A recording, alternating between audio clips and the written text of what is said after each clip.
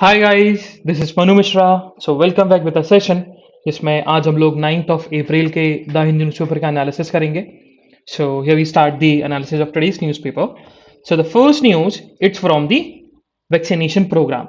सो देखा जाए तो इंडिया का जो वैक्सीनेशन प्रोग्राम है वो वर्ल्ड का सबसे one of the largest vaccination programme रहा है। एंड गवर्नमेंट ने जब देखा कि जो दो डोजेस लगने थे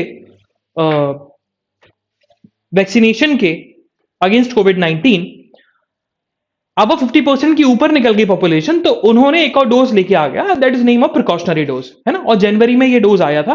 एंड जब प्रिकॉशनरी डोज आई थी ना, जब इसकी न्यूज आई थी ना, तो गवर्नमेंट का ये कहना था कि प्रिकॉशनरी डोज या सबसे पहले frontline workers and to those citizen of India जिनकी एज 60 ईयर्स के ऊपर है उनको लगेगी। लेकिन अब गवर्नमेंट ने बोल दिया है कि फ्रॉम 10th ऑफ अप्रैल जो प्रिकॉशनरी डोजेज हैं वो प्राइवेट सेंटर्स में भी अवेलेबल होंगी। एंड वो अब अब द एज ऑफ 18 को भी लग सकती हैं, but there is one condition कि जो सेकेंड डोज है and precautionary dose they should be a minimum gap of 9 months, ये चीज बोली गई है। ठीक है, तो थर्ड डोज की बात चल रही है। Third dose also known as precautionary dose, and कई लोग इसको बोल रहे हैं कि ये इम्यूनिटी बूस्टर डोज है। ठीक है, एंड ये प्रिकॉशनरी डोज जो है ये आपका कल से लगने वाली है from the age above 18। And बस कंडीशन एक है कि सेकेंड डोज जो लगी थी किसी पर्सन को एंड जो प्रिकॉशनरी डोज है मिनिमम गैप होना चाहिए कितना, 9 months का। मूविंग फर्दर,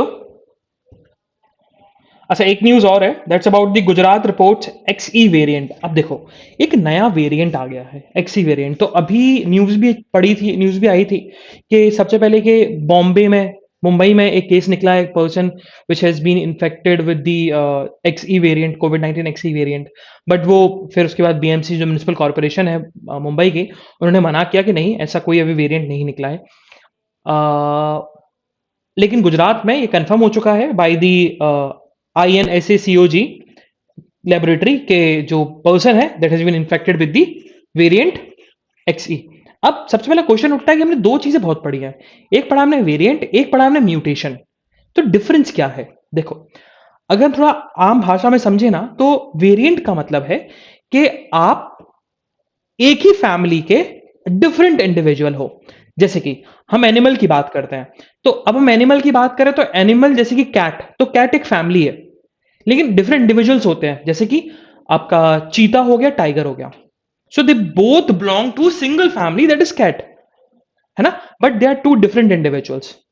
तो वो क्या होगा, दीज इज वेरिएंट। क्या ये वेरिएंट है ना। अब इन दोनों के डीएनए डिफरेंट होंगे, ठीक है, न्यूक्लियोइड डिफरेंट होंगे, इन दोनों के डीएनए डिफरेंट होंगे, जीन डिफरेंट होंगे। बट जब हम म्यूटेशन की बात करते हैं तो म्यूटेशन में क्या होता है कि आप सेम फैमिली के हो बट कुछ चेंजेस आ जाएं, कुछ वेरिएशंस आ जाए। अब वेरिएशंस मतलब जैसे कि आपने लाइगर सुना है, जैसे कि टाइगर और लायन का कॉम्बिनेशन, ठीक है, तो क्या बनेगा, लाइगर बनता है। होगा, होता है एक मतलब बेसिकली ऐसा हाइब्रिड लायन या हाइब्रिड टाइगर बोल सकते हो, लायन का या टाइगर का, ठीक है। So that is liger. So वो क्या हो गया, दैट इज म्यूटेशन, कि आपके न्यूक्लियोइड में जो न्यूक्लियस होता है उसमें चेंजेस आ जाए, थोड़े से चेंजेस आ जाए, तो वो क्या बन जाता है, म्यूटेशन हो जाती है। ठीक है, बट आपका डीएनए जो है वो सिमिलर रहेगा, और वेरिएंट में डीएनए सिमिलर नहीं रहता, बट आप एक फैमिली से बिलोंग करते हो, but two different entities, two different individuals. ये सिंपल सी बात है। ओके, ये चीज है। तो अभी जो वेरिएंट निकला है वो एक्सी वेरिएंट है, and this variant evolve from the Omicron. तो एक बात और, म्यूटेशन जो है वो, अगर हम म्यूटेशन बहुत बार होती रहे तो mutation, regularly mutation can be converted into variant. Moving further, home ministry seeks 6 more months to frame CAA rules, citizenship amendment act rules. अब ये है क्या, हुआ क्या कि देखो सीए ना 2019 में एक्ट बन गया था पार्लियामेंट में, एंड दिस एक्ट सेज कि 3 कंट्रीज बांग्लादेश, अफगानिस्तान एंड पाकिस्तान से जो नॉन मुस्लिम कम्युनिटीज हैं, देखा जाए स्पेसिफाइड उन्होंने किया है सीए एक्ट के अंदर, 6 नॉन मुस्लिम कम्युनिटीज हैं, उनको इजीली सिटीजनशिप मिल जाएगी इंडिया की, है ना? ये चीज बताई गई। मिनिस्ट्री ऑफ होम अफेयर्स ने अभी तक कोई रूल्स लेट डाउन नहीं किए जिससे प्रोसीजर पता लगे कि जो नॉन मुस्लिम कम्युनिटीज हैं, that 6 communities from the country of Bangladesh, Afghanistan and Pakistan, किस प्रोसेस से उनको सिटीजनशिप मिलेगी। एक्ट पास हो चुका है, बोलता है कि हाँ ले सकते हैं, लेकिन अभी पता नहीं है। जब तक प्रोसीजर नहीं आ जाता ना, आप एक्ट पास कर लो, कोई दिक्कत नहीं है, लेकिन जब तक आप रूल्स फ्रेम नहीं कर लेते, जब तक जब तक रूल्स लेट डाउन नहीं कर देते, प्रोसीजर्स नहीं बता देते, तब तक वो एक्ट पास होने का कोई मतलब नहीं है। तो वही चीज हुआ, पहले भी मिनिस्ट्री ऑफ होम अफेयर्स ने 6 महीने का टाइम मांगा था कि हमें 6 महीने का टाइम चाहिए मिनिमम, जिससे हम रूल्स को फ्रेम कर सकें अकॉर्डिंगली, जिससे फिर हम जो नॉन सिक्स मुस्लिम कम्युनिटीज हैं उनको सिटीजनशिप ग्रांट हो सके। इस चीज को लेकर वही बताया गया है कि उन्होंने फिर से अब 6 महीने का टाइम मांगा है कि we need 6 more months to frame the rules under the citizenship amendment act 2019। Okay, moving further, so supreme court uphold new restrictions on receiving foreign funds. देखो, अभी union government last year FCRA, foreign contribution regulation act के अंदर एक amendment लेके आई थी, है ना? And that amendment says कि अब कोई NGO without any connection with the foreign donor, कोई आपको फॉरेन डोनेशन नहीं मिल सकती। मतलब उन्होंने बोला कि देखो, होता क्या था पहले कि एक एनजीओ खुली हुई है, नॉन गवर्नमेंट ऑर्गेनाइजेशन खुली हुई है, अब उसको मनु मिश्रा फंड करना चाहे कर सकता है, because Manu Mishra citizen of India. But let's take an example, just Mark Zuckerberg want to donate certain amount of money in NGO establish in India, ठीक है? होता क्या था, एनजीओ का कोई ना कोई बैंक अकाउंट होगा, वो कहीं भी खुल सकता है, हो सकता है भाई यूको बैंक में हो सकता है इलाहाबाद बैंक में हो सकता है भाई एसबीआई में हो, बैंक ऑफ बड़ौदा में हो, किसी भी सिटी के ब्रांच में हो सकता है ना? तो अब mark Zuckerberg will ask the NGO कि भैया आप मुझे अकाउंट नंबर दे दो and I will transfer the amount, और मार्क जुकरबर्ग अमाउंट ट्रांसफर कर देता था, कोई दिक्कत नहीं थी। लेकिन अब गवर्नमेंट क्या हो गई, गवर्नमेंट बोला कि देखो, इससे होता क्या हमें पता नहीं लग पा रहा, क्योंकि हमारे पास कोई लिस्ट नहीं आ रही, यूनिफॉर्म लिस्ट नहीं आ पा रही, हमें पता ही लग रहा ना, इतने सारे बैंक्स हैं, इतने सारे ब्रांचेस हैं, अब कौन ब्रांचेस में कौन डोनेट कर रहा है, क्या है ये सारी चीजें।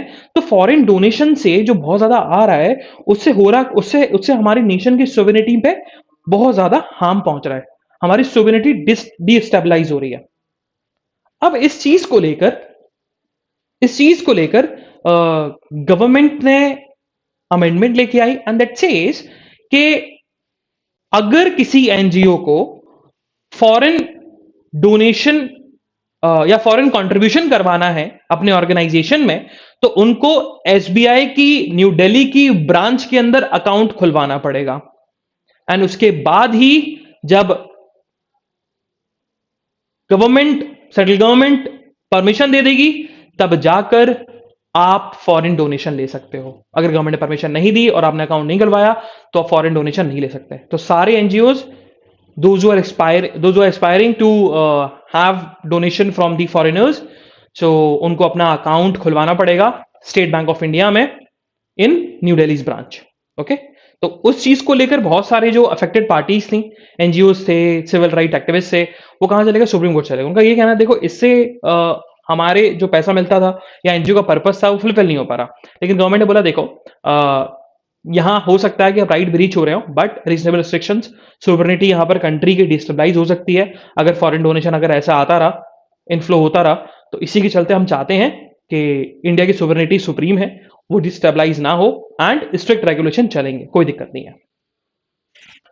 मूविंग फर्दर, हमें सिटी की न्यूज नहीं पढ़नी है, on the state news. So what happened, so अभी जो Arvind Kejriwal, the chief minister of Delhi, उन्होंने अनाउंस किया था कि हम 5 साल में, अभी बजट जो प्रेजेंट किया था ना, उस बजट में उन्होंने अनाउंस किया था कि हम 5 साल में, the next 5 years, we will pay what, we will pay around we will give around 20 lakh jobs. उनका ये कहना है कि दिल्ली की जो पॉपुलेशन है, it's around 2 to 3 crore, and 3 to 4 crore, and उसमें से 1.69 करोड़ जो लोग हैं, they are eligible under the working class. लेकिन उसका सिर्फ 35 या 32%, 32 to 35% ही अभी क्या कर रहा है, नौकरी कर रहा है उस 1.69 करोड़ का। बाकी पूरे लोगों को काम करना चाहिए। तो गवर्नमेंट का यही कहना है कि अभी हमारे 5 साल का यही रहेगा कि हम उस 32% से 45% करें, और उस 32 से 45% करने के लिए हमें 20 लाख जॉब्स को ऐड करना होगा। एंड इस चीज को लेकर केजरीवाल ने बोल दिया है कि हम जो है सारे मिनिस्ट्रीज के साथ मुलाकात करेंगे, सारे डिपार्टमेंट्स के साथ बैठेंगे एंड रिव्यू करेंगे कि हम 20 लाख जॉब जो हैं इन 5 सालों के अंदर कैसे दी जाए। और उन्होंने बोल दिया हमने प्लान बना लिया है, बस we have to fix the deadline. ये चीज बोली है, प्लान उन्होंने बना लिया है। प्लान बहुत सारा है, जैसे कि सबसे ज्यादा टूरिस्ट डिपार्टमेंट में है कि टूरिस्ट डिपार्टमेंट से सबसे ज्यादा एम्प्लॉयमेंट दिया जाएगा, फूड में दिया जाएगा, फूड ट्रक्स खुलवा के, ये सारी चीजें खुलवा कर। Okay, moving further, so because of the economic crisis that is happening in the neighboring nation of Sri Lanka, तो बहुत सारे श्रीलंकन तमिलियंस जो कि नॉर्दर्न साइड ऑफ आपका श्रीलंका में रहते हैं, वो अब इंडिया आ रहे हैं इलीगल तरीके से। तो वही बताया गया कि अब कल 4 और इलीगल इमिग्रेंट जो हैं वो तमिलनाडु में अराइव किए हैं, Sri Lankan illegal immigrants. Moving further, so this a very very good step in the field of education. Haryana के जो डायरेक्टरेट हैं हरियाणा स्कूल एजुकेशन के, उन्होंने एक ऑर्डर पास किया, एंड दैट ऑर्डर से सिंपल सी बात, देखो अगर आप लोग अब स्कूल में पढ़े होगे ना, तो जब भी आप स्कूल में एडमिशन लेते थे या फिर कोई नया एकेडमिक ईयर स्टार्ट होता था, तो स्कूल वाले ना आपको ब्रोशर दे देते हैं कि आप बुक्स ना यहां से ले सकते हो, एक इस बुक स्टोर से ले सकते हो, आप ड्रेस ना, आप यूनिफॉर्म ना, स्कूल की यूनिफॉर्म आप इस गारमेंट से ले सकते हो, है ना। रिकमेंडेशन मिलती थी, स्कूल आपको ब्रोशर देता था, बताता था कि भाई अगर यहाँ से लोगे ना तो इतना डिस्काउंट मिलेगा, ये सारी चीजें मिल जाएंगी और बहुत सारी चीजें होंगी। यूनिफॉर्म लोगे तो यूनिफॉर्म यहीं से लेना, क्योंकि इसमें हंसराज या जो भी स्कूल का टैग लगा रहेगा, बहुत सारी चीजें। तो स्कूल जो है ना रिकमेंड करता था। अब अल्टीमेटली हमको पता है कि भाई स्कूल्स को ना कमीशन मिलता था फ्रॉम दैट शॉप और दैट बुक स्टोर। उससे होता क्या था कि एक पेरेंट्स के ऊपर और एक स्टूडेंट्स के ऊपर उनकी उनके उनके उनके ऊपर प्रेशर होता था, फाइनेंशियल प्रेशर भी आ जाता था कभी कभी कि भाई कि आपको वहीं से खरीदना पड़ेगा, अब कितने भी दाम का हो आपको वहीं से खरीदना है क्योंकि स्कूल ने बोला है, नहीं तो एक्सेप्टेबल नहीं होगा। या एक एक माइंड में एक कंफ्यूजन रहता था कि एक्सेप्टेबल नहीं हो, चीजें ना हो। तो अब इस चीज को लेकर हरियाणा की स्कूल डायरेक्टरेट ने बोल दिया है, उन्होंने सिंपल सी बात बोल दिया कि अब कोई भी स्कूल रिकमेंड नहीं करेगा for the shops and book stores for buying uniform and stationery. Simple सी बात, अगर कोई करता है तो उसके अगेंस्ट स्ट्रिक्ट एक्शन लिया जाएगा। और वही बताया गया कि भाई पेरेंट्स ने इस ऑर्डर का वेलकम किया है। Moving further, again on the state news, so what happened, so हमने कल पढ़ा था कि केरला की हाईकोर्ट ने क्वेश्चन पूछा था सेंट्रल गवर्नमेंट से कि भाई आप भी तो ज्वाइंट एक तरीके से ज्वाइंट ओनर है इस प्रोजेक्ट के, सिल्वर लाइन प्रोजेक्ट के, आपका क्या कहना है इस चीज पर।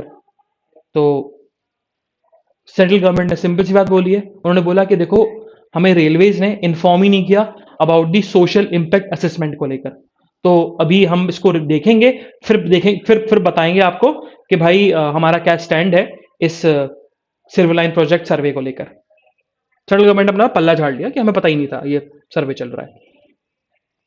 मूविंग फर्दर, सो आज के एडिटोरियल में ना देखा जाए तो एक ही एडिटोरियल इंपॉर्टेंट है, that's about the pace with pause, Imran Khan के बारे में है ना। लेकिन एक और अपन एक एडिटोरियल से एक चीज एक्सपेक्ट कर सकते हैं जो कि आप गूगल से जाके पढ़ो, बाकी मैं ओवरव्यू दूंगा इस चीज का।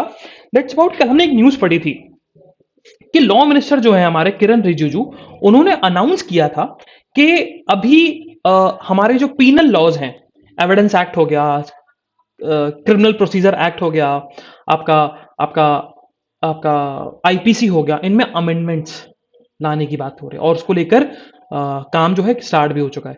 वो चीज अपन पढ़ेंगे, तो यहां से अपन पढ़ सकते हैं क्रिमिनल जस्टिस से, ठीक है। आइडिया यहां से उठाया है, आइडिया यहां से उठा सकते हो, but this editorial not talk will not talk about the something like amendments that is happening in the Indian penal laws. So this editorial basically talks about the कि एक इन्वेस्टिगेशन कैसी होनी चाहिए, जो कि हमारे एग्जामिनेशन पर्सपेक्टिव बिल्कुल important नहीं है। हाँ, अगर आप देखो तो अगर आपको इन्वेस्टिगेशन में बहुत ज़्यादा आपको इंटरेस्ट आता है तो आप पढ़ सकते हो, बट एग्जामिनेशन पर्सपेक्टिव से इंपॉर्टेंट नहीं है। सो यहाँ से अपन पढ़ेंगे, इसका अपन एक्सपेक्ट करेंगे। बाकी आई रिकमेंड कि गूगल करो और चीज़ों को पढ़ो। बाकी मैं और ओवरव्यू दूंगा, बताऊंगा कि what why we need amendment in the Indian penal laws, क्यों है, कि किसने रिकमेंड किया, क्या क्या रिकमेंडेशन है और क्या प्रॉब्लम्स है, वो चीज़ अपन पढ़ने वाले हैं। सो दो टूल पढ़ते हैं अपन, और आज टेक्स्ट एंड कॉन्टेक्स्ट नहीं आता। चलो तो विल स्टार्ट। तो सबसे पहले start with the pace without pause. तो यही बताया गया कि देखो इमरान खान का जो रिलीफ मिली थी उन्हें पार्लियामेंट से एंड बाय द प्रेसिडेंट के इलेक्शंस होंगे विद इन 90 डेज, एंड उसके साथ साथ देखा जाए तो डिप्टी स्पीकर ने पार्लियामेंट बोल दिया था कि जो नो कॉन्फिडेंस मोशन है वो फॉरेन का कॉन्स्पिरेसी है, फॉरेन गवर्नमेंट की फॉरेन फॉरेन फॉरेन कॉन्स्पिरेसी है जिससे पाकिस्तानी गवर्नमेंट को टॉपल किया जाए, लेकिन अब ऐसा नहीं होगा और उन्होंने रिजेक्ट कर दिया नो कॉन्फिडेंस मोशन। अब इस चीज को लेकर एडिटोरियल लिखा है कि भाई सुप्रीम कोर्ट ने ना पाकिस्तान के पार्लियामेंट और प्रेसिडेंट के पाकिस्तान के पार्लियामेंट के ऑर्डर कि नो कॉन्फिडेंस मोशन को रिजेक्ट कर दिया जाए, उसको डिक्लाइन कर दिया, स्टक डाउन कर दिया, और बोला गया कि टुडे, मतलब आज जो है, आज स्टार्ट भी हो गया होगा 11 बजे, कि आपका नो कॉन्फिडेंस मोशन जो है वो प्रेजेंट किया जाएगा पार्लियामेंट में against the Imran Khan government. उसके बारे में लिखा गया है। तो अब इधर बेसिकली यही बताया गया कि भाई समथिंग अबाउट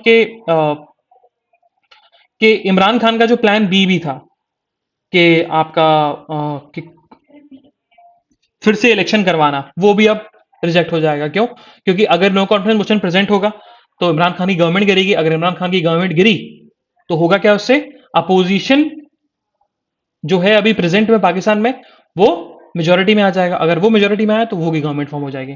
तो जो प्लान बी भी था कि इलेक्शन जो है 90 डेज के अंदर कराए जाएंगे, वो भी पॉसिबल अब नहीं है। ठीक है, तो यही इसी बारे में एडिटोरियल लिखा गया है कि अभी पाकिस्तान में क्या सिचुएशन चल रही है, एंड दैट्स अबाउट कि यूएस को अगर आप ओपनली चैलेंज करते हो तो यूएस आपके अगेंस्ट क्या क्या कर सकता है, ये भी बताया गया, लिखा गया यहाँ पर। मूविंग फर्दर, सो या let's we discuss about the आपका जो गवर्नमेंट ने जो भी प्रोसेस इनिशिएट कर दिया है about the amendment to the penal laws, या we can say criminal laws such as Indian penal law, procedure law, CPC, CrPC, Indian evidence act. अब इसके लिए ना मिनिस्ट्री ऑफ होम अफेयर्स ने सजेशन मांगे बहुत सारे स्टेक होल्डर्स से। अब स्टेक होल्डर्स कौन कौन से हैं? गवर्नर्स हो गए, चीफ मिनिस्टर्स हो गए, सेंट्रल जस्टिस ऑफ इंडिया हो गया, या चीफ जस्टिस ऑफ इंडिया हो गया, या chief justice of various high courts हो गए। लेकिन क्वेश्चन उठता है गवर्नर और चीफ मिनिस्टर्स क्यों? क्योंकि जो क्रिमिनल लॉ है ना, वो स्टेट लॉ से रेगुलेट होते हैं, है ना, स्टेट लॉ से रेगुलेट होते हैं, और स्टेट गवर्नमेंट की रिस्पॉन्सिबिलिटी होती है। कभी आपने देखा है, कभी केस बनता है Ram Singh versus state of UP, तो वो राम सिंह ना एक्यूज है क्योंकि स्टेट ऑफ यूपी की रिस्पॉन्सिबिलिटी थी कि वो डिफेंड करे, उसका स्टेट का ड्यूटी था कि वो आपकी लाइफ को प्रोटेक्ट करे। दैट्स व्हाट आर्टिकल 21 सेज, है ना। तो अगर स्टेट आपकी जान बचाने में फेल होता है, मतलब आपका मर्डर किया जाता है, तो it's a crime against society, it's a crime against state. तो इसी के चलते स्टेट पार्टी बन जाती है। कभी क्रिमिनल लॉज में देखना, बाकी सिविल केसेस में प्राइवेट मैटर होता है तो ए वर्सेस बी हो जाएगा, लेकिन जब भी क्रिमिनल केस होता है ना, स्टेट पार्टी होती है, या यूनियन गवर्नमेंट पार्टी होगी या स्टेट गवर्नमेंट पार्टी होगी, ये कंफर्म रहता है। इसी के चलते स्टेक होल्डर्स इनको भी बनाया गया और इनसे पूछा गया, सजेशन पूछे गए कि आप बताओ कि क्या अमेंडमेंट लाने की जरूरत है और कैसे लाया जाए। ठीक है, और बाकी पार्लियामेंट्री की स्टैंडिंग कमेटी की रिपोर्ट ने भी रिकमेंडेशन दी है। उन्होंने बोला कि देखो हमारे क्रिमिनल जस्टिस सिस्टम को कॉम्प्रिहेंसिव रिव्यू करने की बहुत ज्यादा जरूरत है। ओके, बाकी अगर हम क्रिमिनल जस्टिस सिस्टम की बात करें अपने इंडिया के, सो ब्रिटिश रूल में ही कॉडिफाइड हुआ था, एंड अभी तक देखा जाए मेजॉरिटी ऑफ दी जो कोडिफिकेशन है क्रिमिनल लॉज का, वो 21 सेंचुरी में भी 21st सेंचुरी में भी सेम है। अब लॉर्ड मैकॉले थे, लॉर्ड मैकॉले बोला जाता है द फादर ऑफ या chief architect of the codification of criminal laws in India, and उन्हीं ने ही Indian penal code, civil procedure code and Indian evidence code लेकर आए थे। अब लोग बोलते जरूर हैं, जैसे कि ईयर जरूर याद रखना कि पीनल कोड का 1860 है, सीआरपीसी का 1973 है, एंड एविडेंस एक्ट का 1872 है। एंड उसके साथ साथ ये भी बताया गया कि जो क्रिमिनल लॉ है वो कंसिडर किया जाता है as a most apparent expression relationship between the state and its citizens. और बात की जाए तो क्रिमिनल लॉज की, तो ये ऐसा नहीं है कि पहली बार आवाज उठी और रिफॉर्म्स अमेंडमेंट लाने की बात हो रही है, नहीं। 2003 में मलिमत कमेटी की रिपोर्ट आई थी, उन्होंने 2003 में रिपोर्ट सबमिट करी थी, एंड उन्होंने सिंपल सी बात बोली थी कि जो एग्जिस्टिंग सिस्टम है ना, वो एक्यूज के फेवर में ज्यादा है और justice to the victim of crime पे फोकस नहीं करता, इतना ज्यादा एडिक्वेटली फोकस नहीं करता, बल्कि एक्यूज के फेवर में ज्यादा है। तो इससे हमें समझ में आ रहा है कि अभी जो क्रिमिनल लॉज हैं या क्रिमिनल लॉज जो बनेंगे, उससे कुछ प्रोविजंस ऐसे हैं जो एक्यूज के फेवरेबल होते हैं और विक्टिम्स के लेस फेवरेबल होते हैं, जस्टिस की तरफ ज्यादा फोकस नहीं करते। ये मलिमत कमेटी की रिपोर्ट थी, ठीक है, तो उस पर काम होगा। फिर था माधव मेनन कमेटी की रिपोर्ट आई थी 2007 में। उन्होंने खुद सजेस्ट किया था कि हमारे क्रिमिनल जस्टिस सिस्टम में रिफॉर्म्स लाने की जरूरत है। एंड किस चीज में? क्योंकि पहला पॉइंट उन्होंने बोला, देखो देखा जाए तो अभी जो क्रिमिनल लॉज एग्जिस्ट कर रहे हैं इंडिया में, वो कॉलोनियल एरा लॉज हैं। उस समय का टाइम डिफरेंट था, अब टाइम डिफरेंट है। उस समय हमारे ब्रिटिशर जो थे वो इंडियंस को सप्रेस कर रहे थे, बट अब वही सिचुएशन नहीं है। We are living in a free India, we are living in a free country, we are living in a democratic nation, जहां पर कोई किसी को सप्रेस नहीं करना चाहता, ना ही करना चाहिए, और करना इट्स एन इलीगल थिंग। हमें उसके लिए चेंज करना पड़ेगा। क्रिमिनल लॉज जो हैं अभी प्रेजेंट में वो इनइफेक्टिव है, बहुत ज्यादा केसेस पेंडिंग पड़े हुए हैं। चौथा, अंडर ट्रायल्स बहुत ज्यादा है। और पांचवा, इन्वेस्टिगेशन में बहुत ज्यादा चेंजेस लाने की जरूरत है। फिर यही बताया गया। फिर उनका यही कहना है कि अभी जो रिफॉर्म्स है वो रिफॉर्म्स किस किस चीज़ में आएंगे। सबसे पहला आएगा विक्टिम के प्रोटेक्शन को लेकर, जैसे कि विटनेस प्रोटेक्शन स्कीम्स बनाई जाएगी। अभी विटनेस को प्रोटेक्ट करने के लिए कोई स्कीम नहीं है, वो लेके आई जाएगी। विक्टिम के स्टेटमेंट पे क्या इम्पैक्ट पड़ेगा उसके यूसेज को लेकर पॉलिसी लाई जाएगी। फिर विक्टिम के पार्टिसिपेंट क्रिमिनल ट्राइल्स में जो इंक्रीज हो रहे हैं उसको उसको भी इंक्रीज किया जाएगा। देन अबाउट दी कंपनसेशन और रेस्टिट्यूशन को लेकर भी डिस्कशन चलेगा कि अभी कंपनसेशन जो है क्रिमिनल जस्टिस सिस्टम में इतना ज़्यादा नहीं मिलता, तो उसको लेकर भी बात चलेगी कि रेस्टिट्यूशन और कंपनसेशन कैसे मिले विक्टिम्स को, जो कि अपने जस्टिस लेने के चक्कर में उन्होंने बहुत ज़्यादा पैसा गवा दिया या फिर उनको कुछ ना कुछ डैमेज हुआ है। फिर यही बताया गया, फिर यही बोला गया कि आईपीसी और सीआरपीसी को सेम स्टीम लाइन में लेके अभी आएंगे। तो ये सारी चीज़ें हैं। Okay, moving further towards the national news. So national news में पहले न्यूज ये, सो गवर्नमेंट ने बोल दिया है कि हम पब्लिक डिस्ट्रीब्यूशन सिस्टम के तहत फोर्टिफाइड राइस को हम सप्लाई करेंगे। फोर्टिफाइड राइस क्या होता है? Fortified rice are that rice जिसमें जो राइस है उसको आर्टिफिशियली न्यूट्रिशनेट बनाया जाता है। जैसे कि राइस है, नॉर्मल राइस है, चावल है, उस चावल में ऐसे आर्टिफिशियल तरीके से, साइंटिफिक तरीके से उसमें न्यूट्रिशन वैल्यू डाले जाते हैं जिससे वो न्यूट्रिशन फूड बन जाए, तो जो मेल न्यूट्रिशन की हमारे यहाँ जो प्रॉब्लम है नेशन में वो दूर हो। Moving further, so India studying US sanctions in Alrosa. है क्या ये? सो रशिया की सबसे बड़ी जो डायमंड माइनिंग कंपनी है स्टेट ओन्ड, अल्सोरा, उस पर यूएस ने सैंक्शंस लगा दिए। इस पे इंडिया पे अभी इंपैक्ट पड़ेगा क्योंकि इंडिया जो है अब अल्सोरा से डायमंड नहीं खरीद सकता। एंड देखा जाए तो अल्सोरा जो स्टेट ओन्ड कंपनी है वो 90% of the Russia's rough diamond supply करता है, और India one of the major एक तरीके से पार्टनर है अल्सोरा का, और अल्सोरा से बहुत ज़्यादा डायमंड्स लेता है। तो इंडिया की जो ज्वेलरी इंडस्ट्रीज है, जैम इंडस्ट्रीज है, उस सेक्टर्स पे इंडिया पे फर्क पड़ेगा। मूविंग फर्दर, सो सुप्रीम कोर्ट ने मुल्ला पैरिया डैम को लेकर जो सुपरवाइजरी पैनल बनाई थी उसको अब और ज्यादा पावर दे दिया। उन्होंने बोल दिया कि भाई सेफ्टी अथॉरिटी को लेकर अब आपके पास पावर है, अगर सेफ्टी नहीं दिखती है डैम के अंदर तो आप कोई भी एक्शन ले सकते हो, आप कोई भी स्टेप ले सकते हो। मूविंग फर्दर, सो वही चीज फर्स्ट जो पेज में हमने पढ़ी थी न्यूज के एफसीआरए के अमेंडमेंट को लेकर, के एफसीआरए के अमेंडमेंट को अपहेल्ड किया है सुप्रीम कोर्ट ने, उस चीज को लेकर बताया गया। ये चीज हमारे लिए इंपॉर्टेंट हो जाती है। उन्होंने कोर्ट ने एक सिंपल सी बात बोली है कि देखो इस अमेंडमेंट से जरूर नेशन की ईज ऑफ डूइंग बिजनेस में रिपोर्ट जो रैंकिंग है वो गिरेगी, ये तो कंफर्म है इस अमेंडमेंट से। लेकिन this decrement of ranking will not stop the government from taking action against the person और अगेंस्ट एनी अदर ऑर्गेनाइजेशन जो जिससे कंट्री की नेशन जो है सोवरेनिटी डिस्टेबलाइज हो रही है।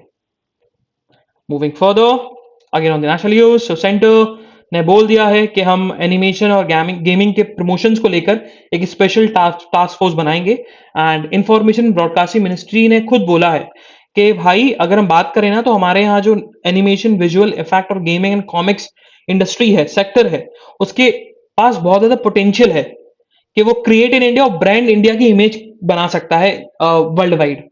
और अभी देखा जाए तो इंडिया जो है ना अभी कैप्चर करता है 5% of the market share, sorry अभी कैप्चर करेगा 5% ऑफ द मार्केट शेयर जिस पेस से चल रहा है बाय द एंड ऑफ 2050, अगर हम लोग 20 to 25% या 30% पे ग्रोथ पे चलते रहे। और हो सकता है कि कम से कम 1.5 लाख एनुअली जॉब्स क्रिएट हो इस सेक्टर की वजह से।